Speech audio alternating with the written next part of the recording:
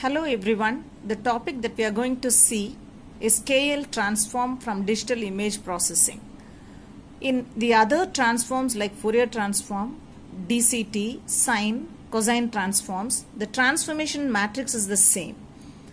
In KL transform alone, the transformation matrix varies as per the statistical properties of the image.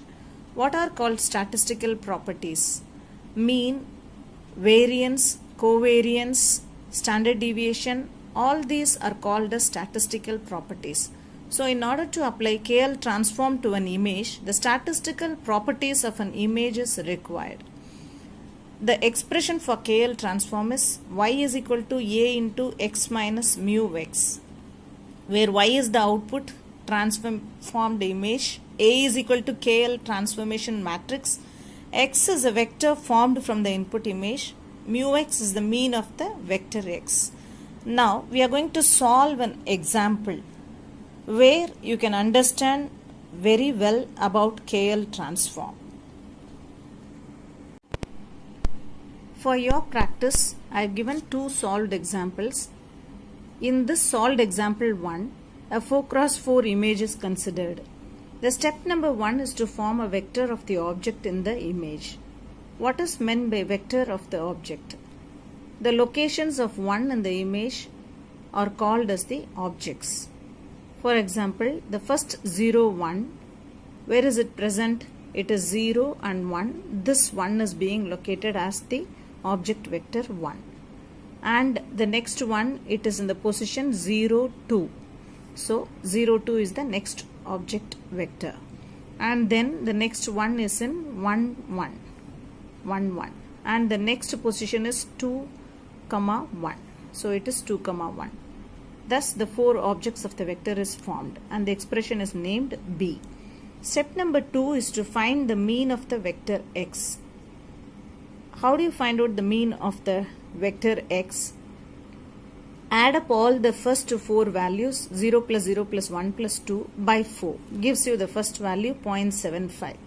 The next values 1 plus 2 plus 1 plus 1 is added, divided by 4, it gives the next value. And this expression is formed as C. Step number 3 is to find the covariance matrix. The formula for covariance matrix is well known to all of us. So how do you find out C1? It is x1 minus mu1. What is x1? 0 minus 0.75. So it is minus 0.75. This is written here. And then the next value 1 minus 1.25. 1 minus 1.25, it is minus 0.25. Minus 0.25 and its transpose. So the expected value of this. So the expected value of this is called as the covariance matrix. So that is formed. Okay. And then multiplication of this matrix and its transpose gives you these values. Similarly, C2 is also found out by subtracting 0 minus 0.5 and writing it in the first place, and 2 minus 1.25 and writing it in the second place, and its transpose. Multiplying these two matrices gives you this matrix value. Similarly, we have to find out the values of C3 and C4 using the object vectors x3 and x4 respectively. Then the next step is to find out the overall mean value C, which is the mean of C1, C2, C3 and C4. How to find it out? Go for the values of C1 and C2. Take the first location values 0.5625, the point plus 0.5625 and 0.0625 plus 1.5625. Add up all the 4, divide it by 4 and write it in the first location. Similarly, all the second values from C1, C2, C3, C4, find out the mean and write it in the second location. Similarly, in the third and the fourth locations also, find out the mean of all the values given in C1, C2, C3, C4 and write it respectively. The next step is to find out the eigenvectors and eigenvalues for the above matrix C. So, we know the value of C. This should be written in this form. That is 0.6875 minus lambda and then again 0.1875 minus lambda. Because the covariance matrix is a symmetric matrix. So, it should be written in this format shown in A. And then solve it to find out the values of lambda. So, we factorize it and what are the values you get it? We will see in the next calculation. After factorization, we get the values of lambda 1 and lambda 2 as 0.125 and 0.75.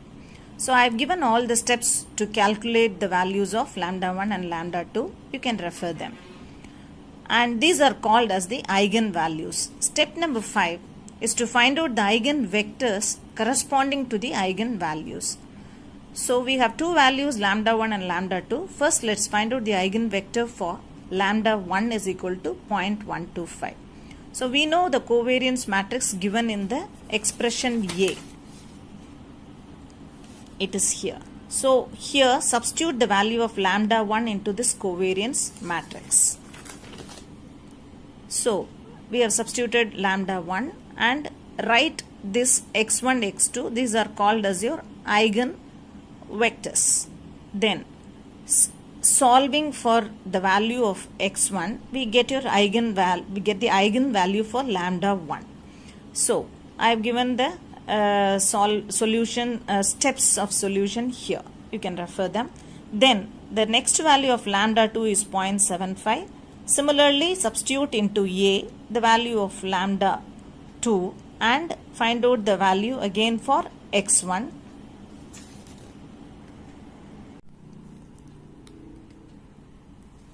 Now, the eigenvector for lambda 2, the eigenvalue is equal to 0.75 is minus 3 and the value is true for x2 is equal to 1. Similarly, lambda 1 is 0.333 for x2 is equal to 1.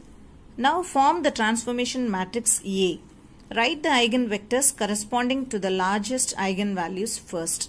That is A is equal to eigenvectors lambda 1, lambda 2, lambda 3 until lambda n. Where lambda 1 is greater than lambda 2 is greater than lambda 3. Therefore, A is written in this format. Minus 3 and then 0.3331. Minus 3 is the eigenvector for lambda 2 and this is the value for lambda 1. We know that y is equal to a into x minus mu x. X is the expression given in B in the first page. Mu x is the expression given in C. Substitute the value of a into this y expression and we get the output image, that is the transformed image. Our aim is to find out the KL transformation matrix A and that is done in this step. And now the output calculation can be done very easily because we know the values of x and mu x. I hope you understood this problem and the solution. Watch the video and give me your feedback. Thank you.